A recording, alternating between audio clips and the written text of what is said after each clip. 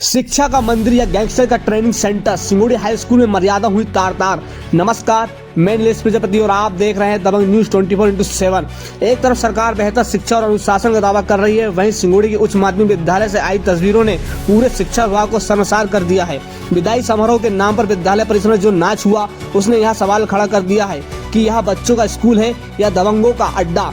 Modify bullet पर दबंग entry और gangster गानों में ठुमके। विद्यालय में विदाई समारोह के दौरान मर्यादा की सारी सीमाएं लांघ दी गई।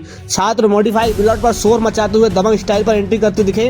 हद तो तब हो गई जब मासूम शर्मा के गैंगस्टर गानों में छात्रों ने शिक्षकों के प्रधानाचार्य की मौजूदगी में जोरदार डांस किया। विद्यालय की गरिमा को धूल में मिलाने वाले इस कृत्य के दौरान जिम्मेदार मूक दर्शक बने रहे। विवादों का पर्याय बना विद्यालय, पुलिस की हुई एंट्री। यह कोई पहली बार नहीं है जब यह विद्यालय विवादों में आया है। कार्यक्रम की शुरुआत से लेकर अंत तक विवादों का साया रहा। अनुशासन की कमी इस कदर दिखी कि छात्रों के बीच मारपीट तक हो गई।